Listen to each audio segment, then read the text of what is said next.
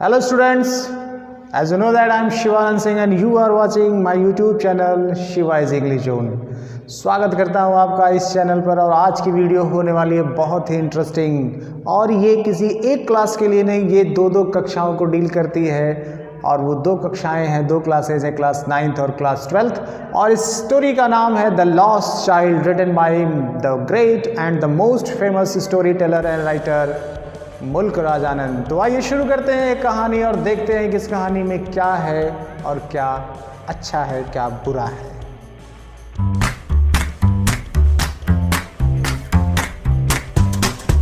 तो इस कहानी में बहुत ही इंटरेस्टिंग है एक लड़के की एक्टिविटीज़। आइए हम आज जानेंगे एक चाइल्ड साइकोलॉजी। जब बच्चे होते हैं बाज़ारों में, मेले में, तो उनके ख्वाब क्या होते हैं, वो क्या चाहते हैं और अपने माँ बाप के बारे में क्या भाव रखते हैं, ये सब कुछ मिलेगा इस कहानी में। तो बने रहिए मेरे साथ। मैं सुनाता हूँ एक स्टोरी एक ऐसे नन्हे बालक की जो मेले में जाता है, बट अफसोस खो जाता है, लेकिन खोने से पहले वो ऐसे कुछ काम कर जाता है जो आपके मन को मोह लेंगे। और जैसा मैंने शुरू में कहा कि ये द ग्रेट स्टोरी टेलर मुल्क राज आनंद की लिखी हुई स्टोरी है। इन्होंने बच्चे की मनोवृत्ति के साथ साथ प्रकृति की खूबसूरती को भी दिखाया है। तो इस कहानी में शुरू करता हूँ मैं। कहानी शुरू होती है, जैसा आपको पता है, बसंती बयार के मौसम का एक मेला लगता है और इस मेले को देखने के लिए पूरा गांव पूरी खुशियों के साथ चल पड़ता है। बूढ़े बच्चे जवान, कोई बैलगाड़ी पर जा रहा है, कोई पैदल जा रहा है। हमारा जो छोटा सा हीरो है, जो बच्चा है, जो हीरो है इस स्टोरी का, वो भी जा रहा है मेला देखने। बहुत रंग बिरंगा चटक रंग का कपड़ा पहना हुआ है और पीली सी पगड़ी उसके सर पे बंधी हुई है। और जिन खेतों से होकर गुजरता है, जिन पगडंडियों से होकर गुजरता है, वो खेत हैं सरसों के, और सरसों पीली फूली हुई है, उसमें फूल खिले हुए एकदम पीले पीले, और जैसे लग रहा है कि समतल मैदान पर सोना पिघला कर बिखेर दिया गया हो। जब वो जा रहा होता है पगडंडी से होता हुआ, तो पगडंडी के किनारे धूप सेकने के लिए कुछ कीड़े मकोड़े भी आ जाते हैं। और एक कीड़े मकोड़े जब आते हैं तो बच्चा बड़ी उत्सुकता से उनको देखता है कि ये कैसे रंग बिरंगे हैं, इनकी क्या क्या एक्टिविटी हैं। फिर आगे बढ़ता है। फूलों की जो मोहकता है वो देखते ही बनती है। एक तरफ फूल, दूसरी तरफ कुछ पानी है, तालाब है। ऐसा लगता है कि जैसे सोने और चांदी का संगम हो।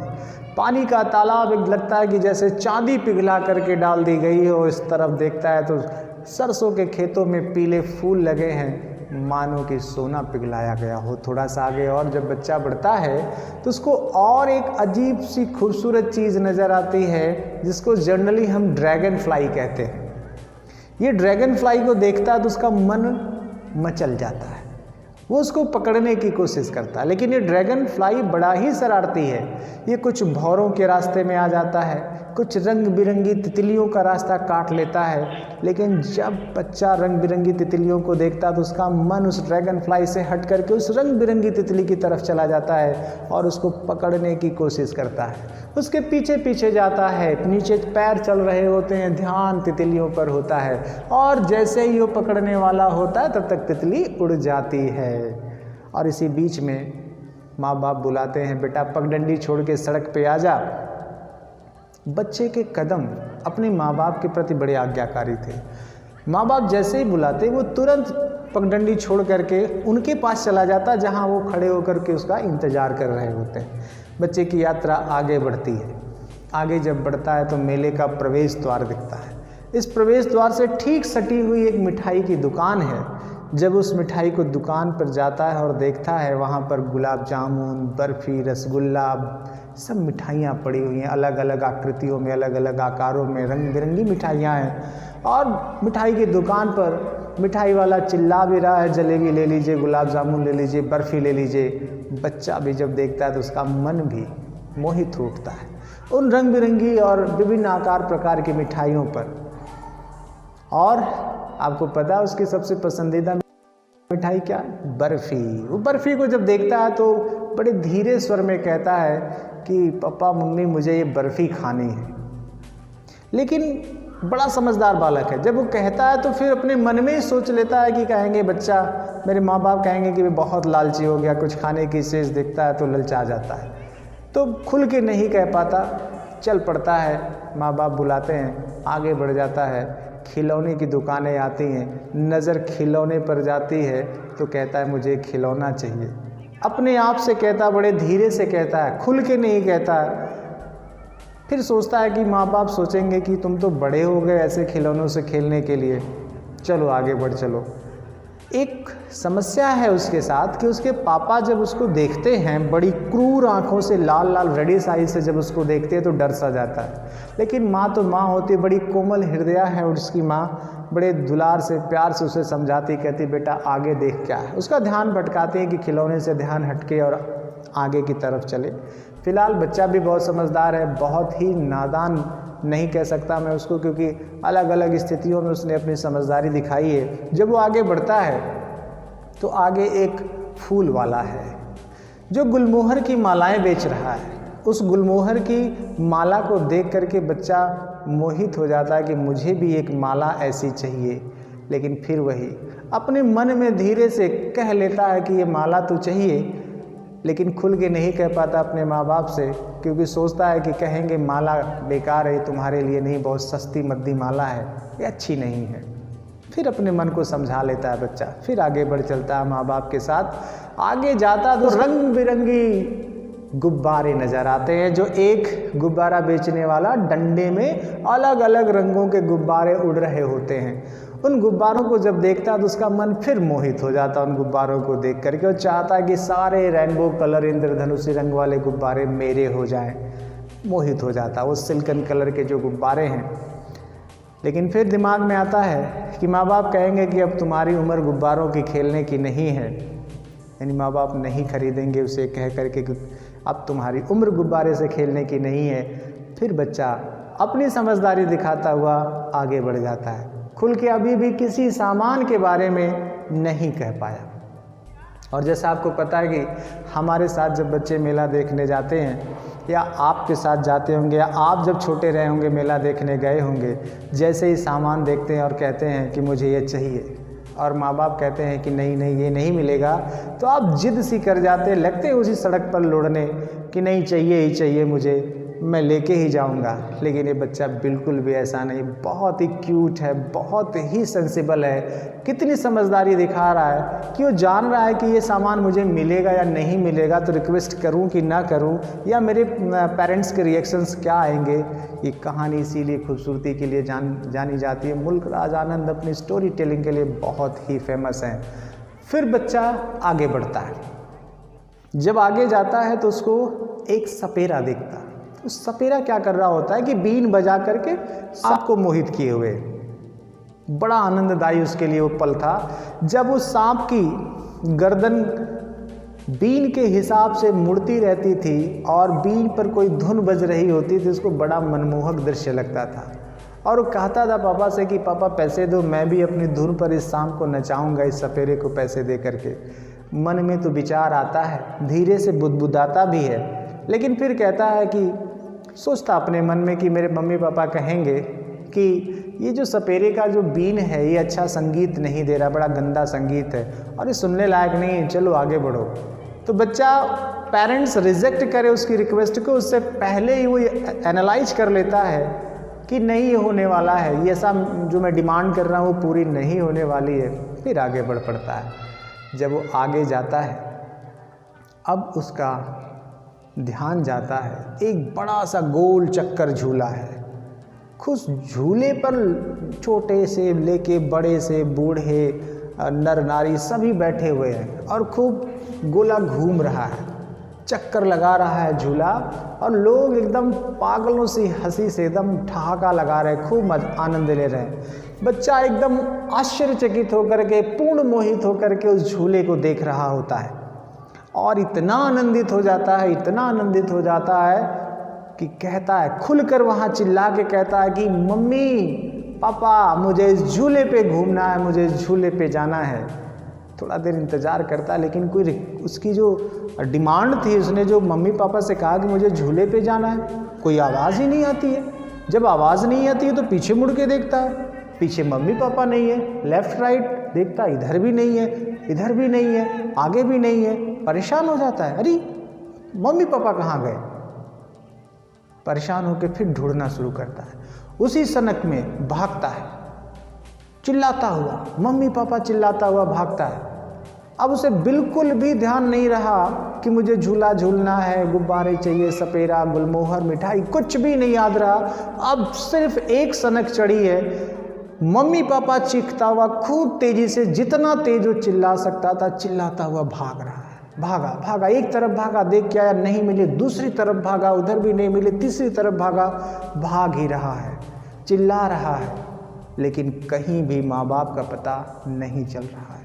अर्थात बच्चा खो गया है मेले में, अब एकदम परेशान है, पसीने से लथपथ है, इतना ज़्यादा चिल्ला चुका था, इतना ज़्यादा दौड़ चुका था कि उसके शरीर एकदम कह सकते हैं कि कीचड़ से सन गया था। मिट्टी, धूल मिट्टी उड़ी थी, पसीना हुआ था, सब मिक्स होकर के जैसे लग रहा था कि कीचड़ हो गया है। बेचारे की पगड़ी खुल गई, जो चिल्ला रहा था वो चिल्लाहट, रोने की जो चिल्लाहट थी वो सिसकियों में बदल गई थी। फिर थोड़ा देर शांत होकर एक जगह हार मान के खड़ा हो जाता है। जब देखता है सामने तो उसकी आंखों के सामने धुंधला सा छा गया है। जब हम रो लेते हैं तो स्पष्ट दिखाई नहीं देता है, और उन धुंधली आंखों से सामने देखता है कि कई लोग बैठे हुए हैं, कई नर नारी बैठे हुए हैं, शायद उसमें मेरे मम्मी पापा हो। प्रयास करता है वो, कुछ लोगों की पगड़ी दिखती है, कुछ लोग बातें करते हुए नज़र आते हैं, कुछ लोग हंस रहे होते हैं, लेकिन पूरा का पूरा इंस्पेक्शन कर लेने के बाद, जांच कर लेने के बाद पाता है कि यहाँ भी नहीं है मेरे मम्मी पापा। जब ये बात फिर उसे एहसास होती है कि यहाँ भी नहीं है, तो फिर सनक के भागता है दूसरी दिशा में, फिर तीसरी दिशा में, लेकिन फिर हार मान जाता है। अब खाली एक जगह खड़ा होकर के सुबक रहा है, सिसक रहा है। तभी उसे एक भीड़ नज़र आती है मंदिर की तरफ। मंदिर की तरफ कुछ लोग जा रहे हैं भीड़ में, तो उसे लगा शायद इस भीड़ में मेरे मम्मी पापा भी होंगे। भीड़ एकदम ठसाठस भरा हुआ था, मंदिर का जो मुहाना था, रास्ता था, वो भी फिर भी लोगों को चीरता हुआ, लोगों की टांगों के अंदर से घुसता हुआ पहुंच गया मंदिर के मेन गेट पर। लेकिन वहाँ पर और भी विशालकाय, और भी ज़्यादा धक्का मुक्की थी, लोगों को ठेल ठाल के पहुँचता। तभी किसी ने पैर से झटका मार दिया और लड़खड़ाया, नीचे गिरा, और जब नीचे गिरा तो लगभग वो पैरों के तले कुचलने ही वाला था, तब तक फिर जोर से चिल्लाता है मम्मी पापा। तो एक सज्जन व्यक्ति वहाँ होते हैं, उसी के पास में देखते हैं तो नीचे बच्चा पड़ा हुआ, झुकना भी मुश्किल था, भीड़ इतनी ज़्यादा थी, फिर भी उस महान व्यक्तित्व वाले पुरुष ने बड़े प्रयास से उस बच्चे को उठा के अपनी गोद में लिया। वो आदमी दर्शन करने नहीं गया, भीड़ को चीरता हुआ आदमी बाहर की तरफ आ गया, मेले की तरफ आ गया। आते ही पूछता है, बेटा तुम यहाँ कैसे आ गए, इतनी भीड़ में कैसे आ गए, तुम किसके बच्चे हो? बच्चा जवाब नहीं दे रहा है, खाली चिल्ला जा, रोए जा रहा है। तो आदमी को लगता है इसको पहले शांत कराया जाए। तो शांत कराने के लिए उस बच्चे को वापस उस झूले के पास ले जाते हैं। कहते बेटा इस झूले पे झूलोगे, घोड़े पे बैठ के गोल गोल चक्कर लगाओगे? तो बच्चा मुंह फेर लेता और खूब जोर से चीखते हुए कहता है, I want my mother, I want my father. मुझे मेरे मम्मी चाहिए, मेरे पापा चाहिए। आप ज़रा स्टोरी पे गौर करिएगा, मैं पॉज करता हूँ कि वही झूला है जिसको झूलने के लिए पहली बार उस मेले में उसने एकदम बोल्ड रिक्वेस्ट की थी, खुलकर कहा था। आज जब उस झूले पर झूलने का अवसर उस अजनबी के द्वारा उसको दिया जा रहा है तो कहता है झूला नहीं चाहिए, मुझे मेरे मम्मी पापा चाहिए। ये है ब्यूटी इस कविता, इस स्टोरी की, जिसमें उन्होंने बताया कि माँ बाप से बढ़कर किसी और की गुंजाइश नहीं बनती हमारे जीवन में। ये है खूबसूरती। बच्चे ने कई बार कई वस्तुओं पर मोहित होकर के, आकर्षित होकर के, खुले मन से, दबे मन से रिक्वेस्ट की, लेकिन वो सारी चीज़ें अभी ये स्ट्रेंजर ऑफर करेगा।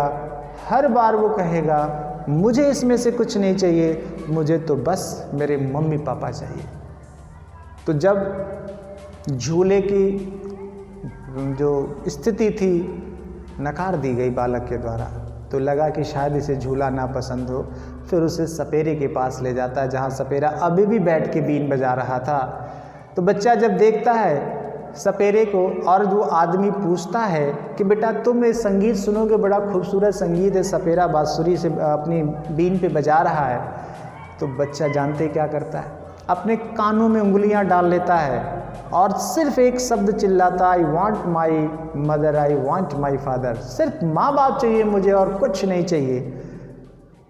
फिर परेशान हो जाता है वो आदमी, वो नेक आदमी आगे ले चलता है बच्चे को, कुछ और नई चीज़ें दिखाए तो ले चल के कहाँ जाता है पता आपको?